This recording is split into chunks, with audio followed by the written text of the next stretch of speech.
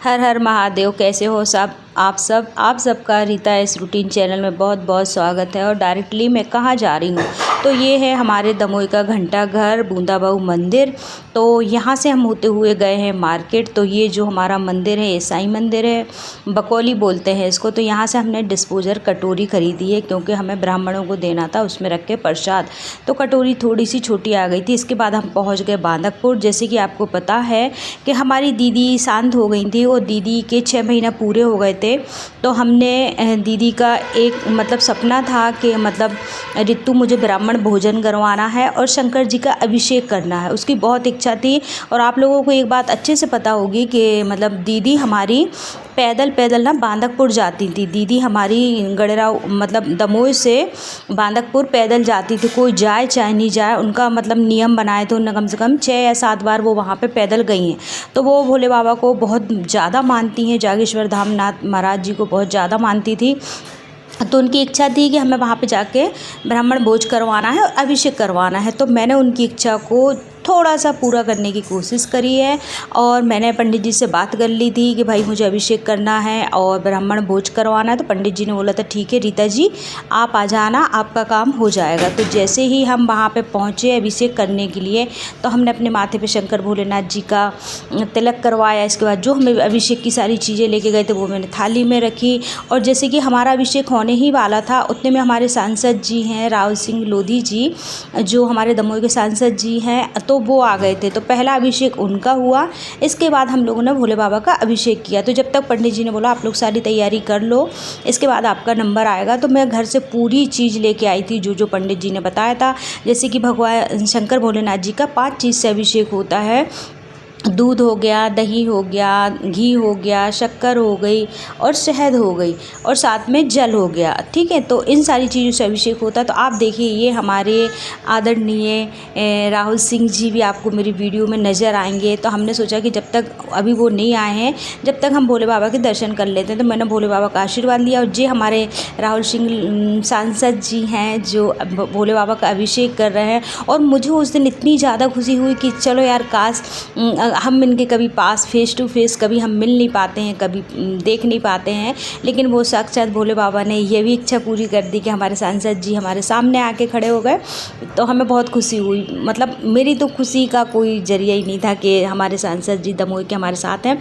इसके बाद हमारी पूजा करने का समय आ गया था। फिर पंडित जी ने हम लोगों से हाथ धुलवाए, हम लोगों से जो भी पूजा होती है अभिषेक होता है उस तरीके से अभिषेक करवाया था। जैसे आपको पता है कि अभिषेक हम किस तरीके से करते हैं। जैसे हमने पहले जल चढ़ाया, इसके बाद हमने दूध चढ़ाया, दूध के बाद फिर जल चढ़ाया और फिर जल चढ़ाने के बाद हमने दही चढ़ाया, फिर जल चढ़ाया, चीनी चढ़ाई, फिर जल चढ़ाया और शहद चढ़ाई, फिर जल चढ़ाया। तो जैसे कि हम भगवान जी को जो घी चढ़ाया फिर जल चढ़ाया। तो इस तरीके से हम जब भी भोले बाबा का अभिषेक करते हैं ऐसा कभी नहीं सोचना कि हम एक ही साथ सारी चीज़ें चढ़ा दें उसके बाद हम अभिषेक करें, तो इसका अभिषेक का मतलब नहीं होता है। तो आप देख रहे हो कि हमारे शंकर जी जागेश्वर नाथ धाम मंदिर में 12 महीने सुबह शाम हो चाहे दिन हो चाहे रात हो, भीड़ इतनी होती है कि आपके लिए जगह नहीं मिलेगी।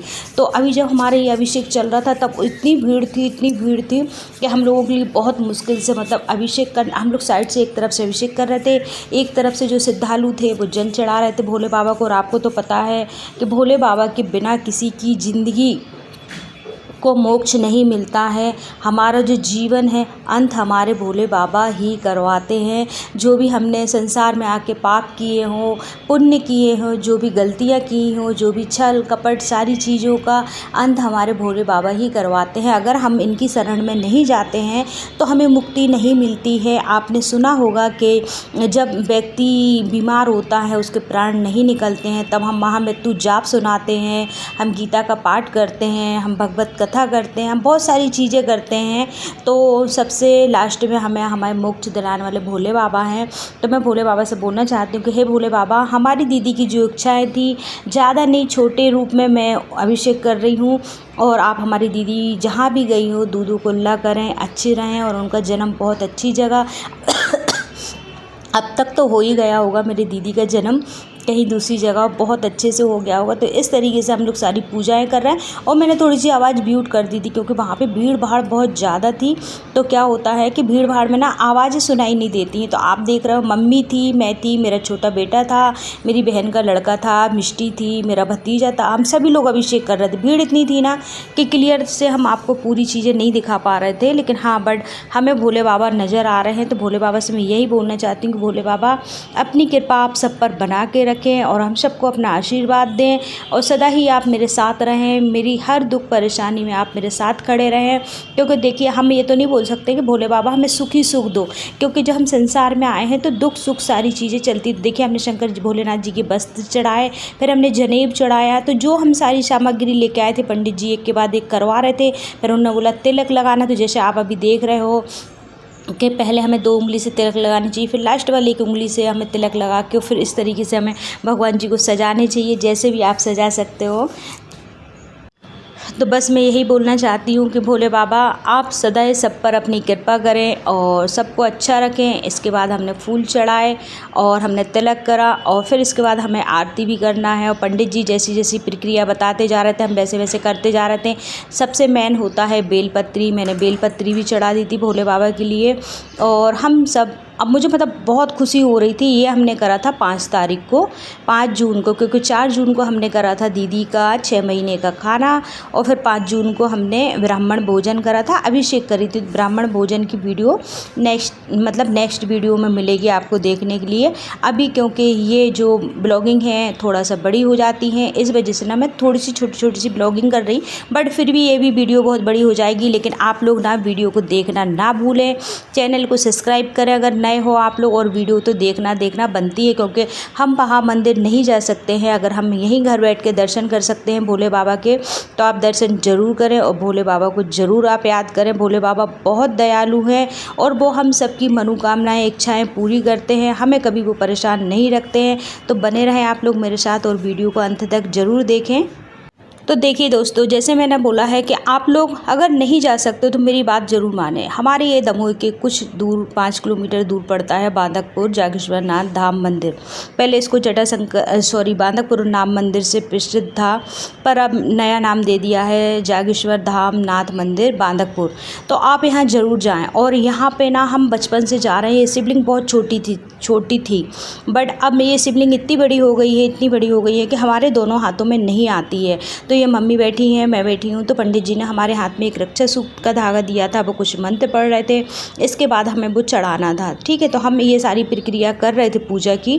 तो आप लोग देख रहे हो हमारा अभिषेक मतलब भोले बाबा का इतना अच्छे से हुआ। मैं बहुत खुशी हुई कि हमारी दीदी की जो इच्छाएँ थी हमने ज़्यादा नहीं तो थोड़ी तो पूरी की है।